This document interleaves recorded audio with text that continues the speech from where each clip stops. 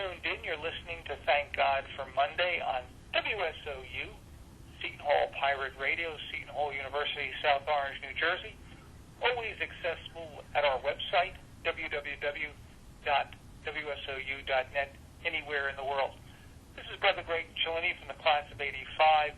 Much more important than me today, James Prieto, Jr., author of The Joy of Compassionate Connecting, The Way of Christ Through Nonviolent Communication. Share with our listeners, please, James, what are the couple of main points of this book? Yeah, thank you. I would say that the first point that I try to make is how destructive judgments can be. And in my book, I do define two types of judgment. One is a value judgment versus moral judgment.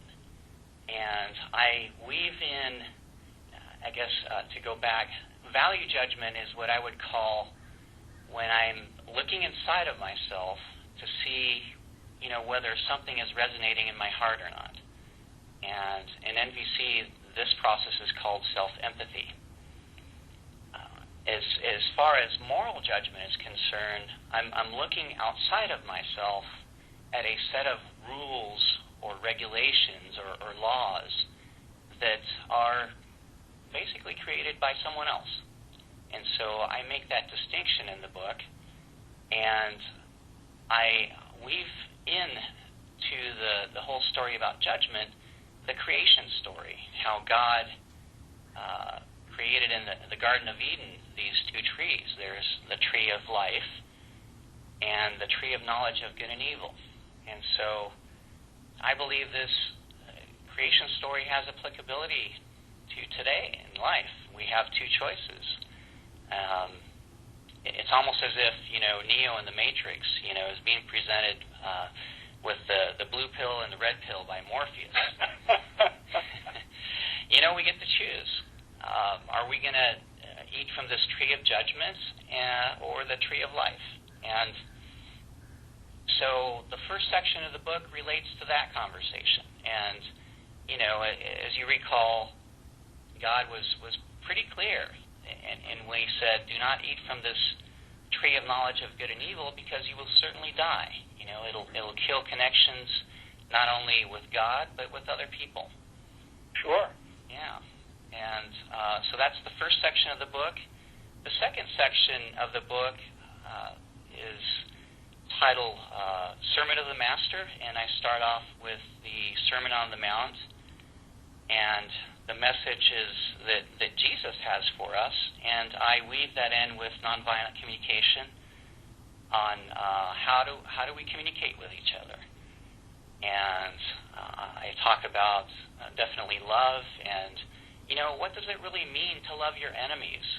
That is, I believe, one of the central messages that Jesus has for us. But, other than,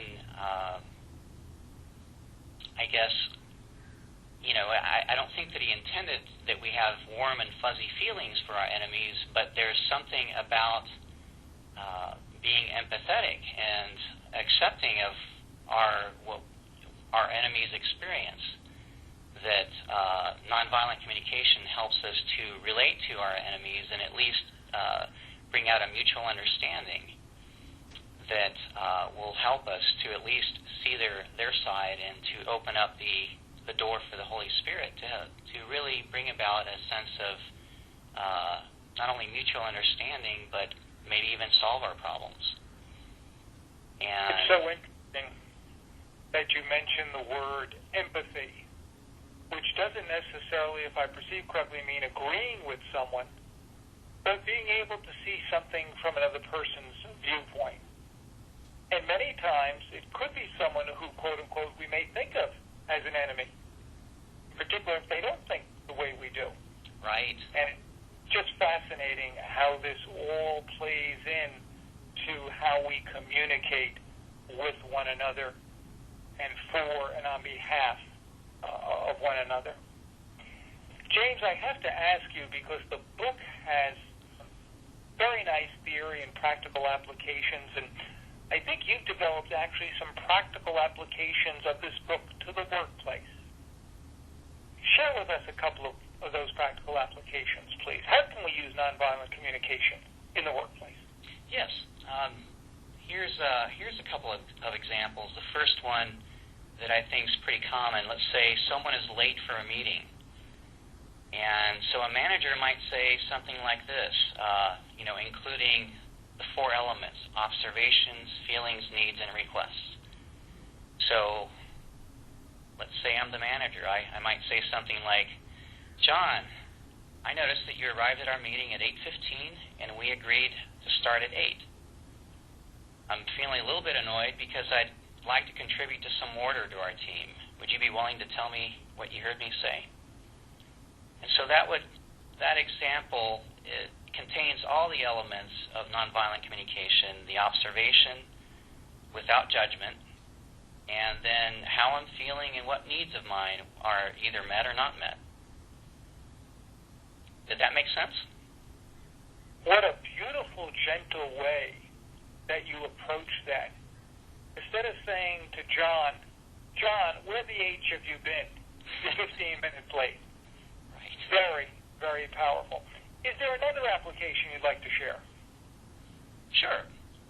Here is another example. A manager might not be happy with someone's performance. So as a manager, I might say, Frank, in our status meeting this morning, you mentioned that your report will not be ready for another 2 weeks. So that's my observation. So I'm feeling concerned because our team is depending on the report so we can continue to have jobs next year. This is our main needs for supporting ourselves. I'm wondering if you could tell me how you feel at hearing what I just said. And so that would, basically complete my honest expression to Frank. And in nonviolent communication, we always end with a request. And that request really, it gives clarity as to what is expected of the other person, so they know what to do about what you just said. James, this nonviolent communication is so beautiful in so many ways.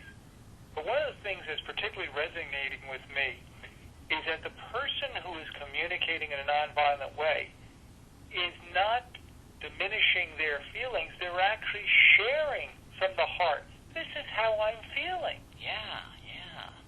Which is so powerful.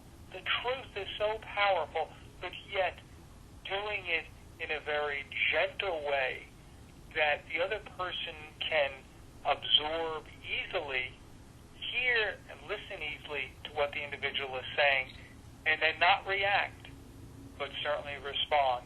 Yes. These are really, really powerful examples. And because in today's workplace, from what people are telling me, and again, I've been away from the corporate world for a while, there are so many tough conversations that need, so many difficult conversations that need to happen, where people need to be honest with one another. And this is a beautiful, beautiful mechanism by which to do this.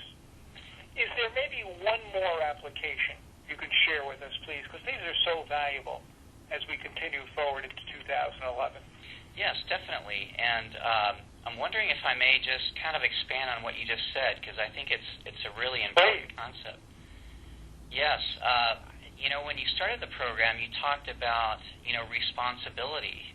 Taking personal responsibility is one of the values that you have over there at Seton Hall. And I just want to emphasize that, nonviolent communication is inviting us to take personal responsibility for our feelings and needs. And so we take ownership of what our experience is without blaming other people for our experience. And so that is a really key concept of nonviolent communication that I think is completely consistent and congruent with your values over there of responsibility. Thank you for sharing that, because there are some people who might think that this has to do, nonviolent communication, with passing the buck or not taking responsibility. But it's just the opposite. It's indeed we are taking responsibility to share what's in our minds, and much more important, what's in our hearts, certainly. And this is exactly what Thank God for Monday is all about. Excellent. So, I do have one other example, if you'd like to hear it. Please. Yes. So this last example is something that can happen pretty much in everyday life, and that relates to criticism. So one person, let's say Susie, criticizes Peter, and so I, as a manager or even a coworker, I could say, Susie, so when you said that Peter is an idiot, were you disappointed because you're needing a little bit more support and maybe some clarity?